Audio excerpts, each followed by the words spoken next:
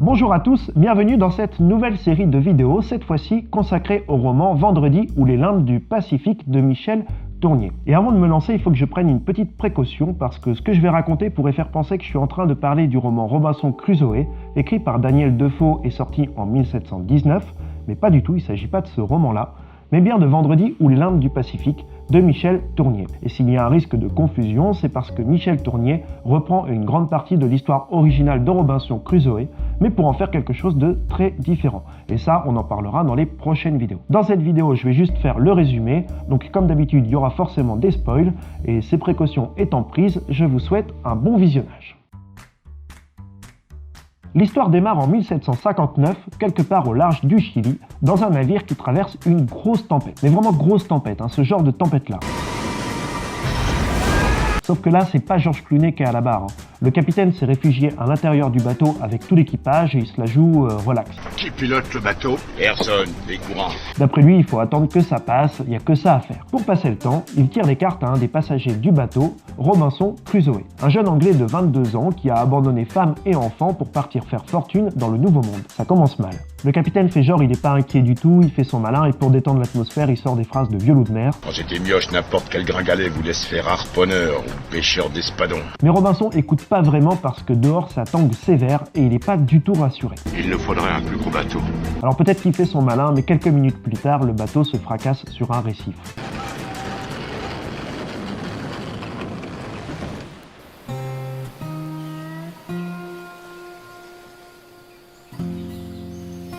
Robinson se réveille sur une plage et là il comprend trois choses. 1. Il est sur une île déserte. 2. Il est le seul survivant du naufrage. Et 3. Si le bateau a heurté un récif qui n'était pas signalé sur les cartes maritimes, c'est que cette île doit se trouver loin, loin, loin des routes maritimes habituelles. Et donc il va peut-être se passer un petit bout de temps avant qu'un bateau ne passe dans le coin. Mais Robinson perd pas espoir et se dit qu'un navire finira bien par passer à un moment ou à un autre. Donc il fait un feu pour signaler sa présence, il se nourrit avec ce qu'il trouve à droite et à gauche, il passe ses journées à scruter le large, il fait pas grand chose de plus, en gros il attend. Mais les jours défilent tous identiques, puis les semaines toutes identiques également, et enfin les mois sans que jamais il ne se passe rien. Robinson va donc changer de plan. Il fouille dans l'épave du navire pour récupérer tout ce qu'il peut, et il trouve notamment des armes, une bible et 40 tonnes de poudre noire, assez pour faire péter la moitié de l'île si jamais l'envie lui en passait par la tête. Mais comme il n'a aucune raison de faire ça, il range la poudre dans une grotte, puis il se lance dans son grand projet, fabriquer un radeau. C'est là que ça se complique. Alors déjà, il n'est pas ingénieur en bateau, et là il faut fabriquer un radeau qui puisse tenir le coup sur l'océan pendant peut-être plusieurs semaines. L'idée c'est pas de fabriquer une barque pour aller pêcher. Donc la fabrication du radeau prend beaucoup de temps. Et tous les jours il est là, ah si j'avais une scie, putain si j'avais une scie, j'irais tellement plus vite si j'avais une scie. Il est obsédé par le fait qu'il n'a pas de scie. Ça lui prend beaucoup de temps et physiquement c'est dur. Mais un jour, après des mois de travail et de souffrance, le radeau est enfin terminé. Ça y est! C'est ça que je voulais faire, c'est ça! Robinson est super content. Par contre, il y a un truc qu'il n'a pas du tout anticipé, c'est qu'il faudrait mettre le radeau à l'eau. Et lui, il l'a construit à 200 mètres du rivage. Et un radeau construit avec des troncs de cocotier, ça pèse lourd, et donc forcément, Robinson pète un plomb. Il renonce à lutter et il fait une dépression. À partir de là, il passe ses journées allongées à poil dans la boue, à côté des cochons sauvages, et il passe son temps à ressasser de vieux souvenirs en attendant la mort. Un jour, un navire passe à proximité de l'île. Robinson se réveille en sursaut et il fait tout ce qu'il peut pour qu'on l'aperçoive. Il allume un feu, il crie, il fait de grands signes. Le navire passe tout près et Robinson aperçoit sa propre sœur sur le pont. Donc là, il comprend qu'en fait, il n'y a pas du tout de navire qui est en train de passer, c'est juste une hallucination, et il comprend surtout qu'il est en train de perdre la tête, ce qui lui met un gros coup de pression. Donc il décide d'arrêter son délire avec la boue et les cochons et il choisit de se reprendre en main. Et à partir de ce jour-là, Robinson se met en mode RMC découverte. Prépare-toi à voir un professionnel bosser. Ça va faire mal aux yeux. Après tout, il y a deux manières d'essayer de survivre sur une île déserte. S'adapter à l'île et à son environnement, ou au contraire essayer d'adapter l'île à ses propres besoins. Et Robinson va opter pour la deuxième solution, et il voit les choses en grand. Il va reconstituer sur l'île la civilisation dont il est issu. Pour commencer, il va se fabriquer deux outils pour mesurer le temps, un calendrier pour compter les jours, et une clepsydre pour compter les heures. Ainsi, il peut se fixer des repères dans le temps, à partir desquels il va organiser ses journées de travail. Robinson mesure donc le temps, mais aussi l'espace et toute la matière qui s'y trouve. Il cartographie l'île et comptabilise les ressources disponibles. Ainsi, il convertit l'île en tout un tas de données chiffrées, histoire de partir sur une base bien propre, bien quantifiée, bien ordonnée. Et ce travail d'abstraction lui permet de lancer plusieurs chantiers.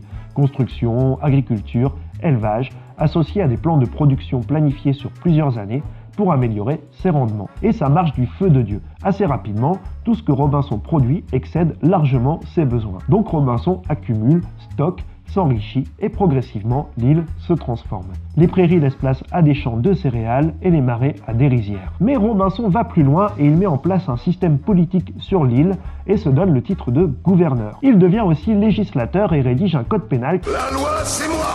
Il prévoit des punitions au cas où il déroge à la règle Et l'ordre! et lorsque ça lui arrive, eh bien il s'auto-flagelle. Et entre deux activités, Robinson lit assidûment la Bible. Progressivement, Robinson reconstruit donc une micro-société anglaise sur son île, société dont il est le seul citoyen, mais ce décor et cette suractivité l'aident à tenir le coup, en tout cas en apparence. Robinson fait son petit bonhomme de chemin comme ça pendant quelques années, jusqu'à ce qu'un jour des Indiens Araucans débarquent sur l'île. Robinson est pas du tout rassuré parce qu'il sait que les Araucans, c'est pas des rigolos. Ils sont connus pour avoir mis la misère aux conquistadors. Ils sont venus sur l'île pour faire une cérémonie rituelle à base de sacrifices humains, et une fois la cérémonie terminée, ils repartent. Et Robinson se met en mode état d'urgence. On fait pas de fioriture, en file indienne, on se remet dans l'ordre. Il décrète le couvre-feu, il construit des fortifications, il se tient prêt au cas où les Indiens reviendraient, et effectivement, quelques temps plus tard, les Araucans reviennent sur l'île. Cette fois, les Araucans ne sont pas venus pour faire un sacrifice, mais deux. Robinson est planqué sur une colline et il observe toute la scène avec une longue vue et il a son fusil à portée de main juste au cas où. Les Indiens procèdent au même rituel que la dernière fois, mais cette fois-ci, un des deux condamnés arrive à s'échapper. Et pas de bol pour Robinson, il court tout droit dans sa direction, poursuivi par deux autres Indiens. Robinson va donc faire un rapide calcul risque-bénéfice. Bon, première solution, je sauve cet Indien qui court tout droit vers moi en tuant les deux autres, mais si je fais ça, il y a des collègues à eux qui pourraient revenir plus tard pour savoir ce qui s'est passé. Deuxième solution, je tue celui qui est en train de s'échapper, et peut-être qu'ils me remercieront de les avoir aidés. Robinson choisit finalement la deuxième solution et décide de tirer sur le fugitif, mais il rate son coup. Il abat un des deux poursuivants, et le deuxième panique, fait demi-tour et se barre en courant. Les Indiens reprennent leur bateau et ils quittent l'île. Le fugitif se jette alors aux pieds de Robinson pour le remercier, et lui il est là, ça me fait plaisir. Désormais, Robinson n'est plus seul sur l'île. Il pourrait choisir l'option du dialogue interculturel, mais d'entrée de jeu, il lui fait une belle canine. Grindry, va donner mon téléphone à Patrick et puis tu me le ramèneras, hein. Il veut donner un nom à cet Indien, mais surtout pas un nom chrétien parce que ça ferait pas très sérieux. Et comme ils se sont rencontrés un vendredi, il choisit de l'appeler comme ça. Friday. Vendredi. C'est un prénom inventé. L'épopée coloniale de Robinson passe alors au stade 2. Après avoir pris possession de l'île et de ses ressources, Robinson fait de Vendredi son homme à tout faire. Vendredi travaille pour Robinson et en échange, Robinson lui apprend l'anglais, la Bible et les bonnes manières. Le deal est clairement pas en faveur de Vendredi. Mais bon, déjà, La loi, c'est moi! c'est Robinson qui fait la loi et puis surtout, Grenade! il est armé d'un fusil. Robinson voit bien que Vendredi a quelques qualités, mais Il n'est pas très gracieux et accompagnable, mais il est futé et renifle bien les pistes. dans son esprit, ça reste quand même un genre de jacouille. Et il y a quelque chose qui énerve beaucoup Robinson, c'est que Vendredi ne semble jamais rien prendre au sérieux. Alors oui, il apprend ses leçons et il progresse rapidement, mais en vrai, on sent bien qu'il en a rien à secouer. Et s'il le fait, c'est surtout parce qu'il n'a pas envie de se prendre une trempe.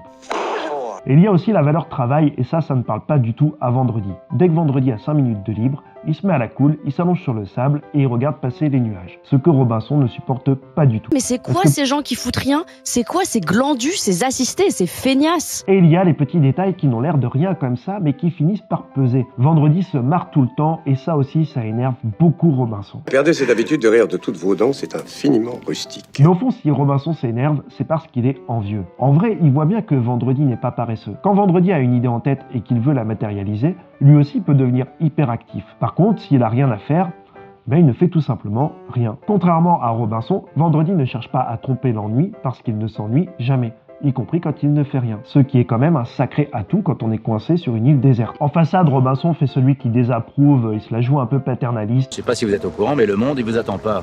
Le monde, il bouge. Mais dans son journal, il écrit que cette île qu'il a entièrement façonnée et qui produit tant de richesses, finalement, elle tourne à vide. Robinson sent bien que s'il travaille tout le temps, c'est finalement pour échapper à une alternative, à une autre île que celle qu'il a façonnée, en l'occurrence celle dans laquelle vit Vendredi. Et Vendredi, un jour sans le faire exprès, va lui rendre un grand service. Robinson surprend Vendredi en train de fumer son tabac, ce qu'il ne faut surtout pas faire. Vendredi le sait très bien et il panique, il balance la pipe au fond d'une grotte, là où Robinson entrepose tout son bric-à-brac, et notamment 40 tonnes de poudre noire, assez pour faire péter la moitié de l'île si jamais l'envie lui en passait par la tête. Et là...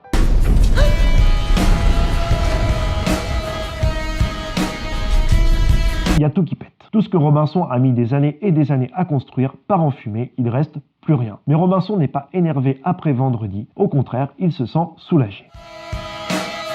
Tu m'as rencontré à un moment étrange de mon existence.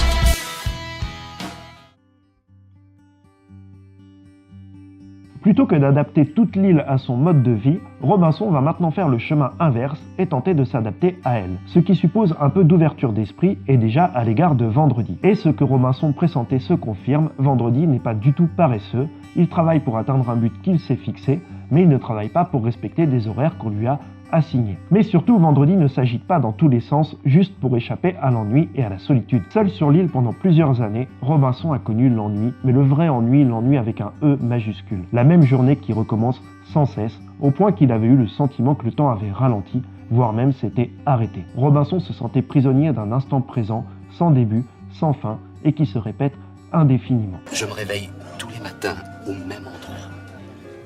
Je suis coincé ici et je ne peux rien y faire. Pour y échapper, il a construit des instruments pour mesurer le temps, qu'il a ensuite rempli avec toutes sortes d'activités. Finalement, il a tout fait pour que le temps passe plus vite. Mais quand on a envie que le temps passe vite, c'est pas forcément très bon signe. Et heureusement pour lui, Vendredi a tout fait péter.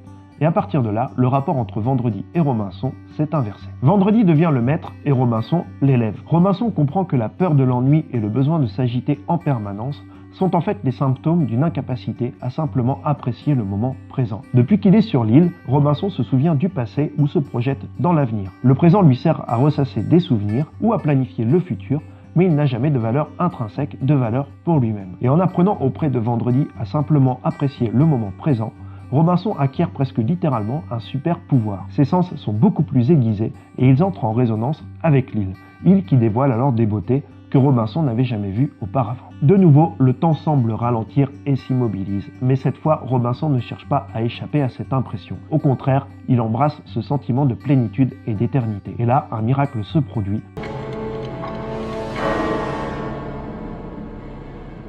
Robinson cesse de vieillir. Loin du reste du monde, Robinson et Vendredi vivent hors du temps, débarrassés de sa tyrannie et de la peur de la mort. Mais la course du temps se poursuit partout dans le monde, et notamment en Europe, et un jour, un navire anglais débarque sur l'île. Robinson retrouve alors ses compatriotes, et il réalise qu'il n'a plus rien à voir avec eux. Si vous voulez, il se sent un peu comme Kevin Costner à la fin de Danse avec les loups. Crève-le! Mais vous êtes minable, il bouge même pas! C'est du gâteau! Feu! Feu! Il découvre des hommes brutaux, violents et uniquement guidés par l'appât du gain. Et lorsque le capitaine du bateau lui propose de rentrer en Europe, Robinson refuse. Il choisit de rester sur l'île avec Vendredi et le navire repart. Lorsque Robinson se réveille le lendemain, il est seul sur l'île. Vendredi a disparu. Il le cherche toute la journée, puis il finit par comprendre que Vendredi est parti avec l'équipage, peut-être poussé par la curiosité. Et là, Robinson prend un énorme coup de vieux, comme si toutes ces années pendant lesquelles le temps était suspendu venaient de s'écouler d'un seul coup. Robinson se sent alors beaucoup trop âgé pour affronter de nouvelles années de solitude. Il part se réfugier dans sa grotte pour y attendre la mort, mais il découvre que quelqu'un s'est caché là. Un jeune marin qui en avait marre de se faire martyriser par l'équipage et qui a choisi de rester sur l'île. Et par cette simple présence, le miracle se produit de nouveau. Le présent reprend ses droits et Robinson retrouve le chemin que Vendredi lui a montré, libéré du temps et de l'angoisse de la mort. Il est probable qu'à son tour, Robinson montrera ce chemin à ce nouveau compagnon qu'il surnomme Jeudi, mais l'histoire s'arrête ici.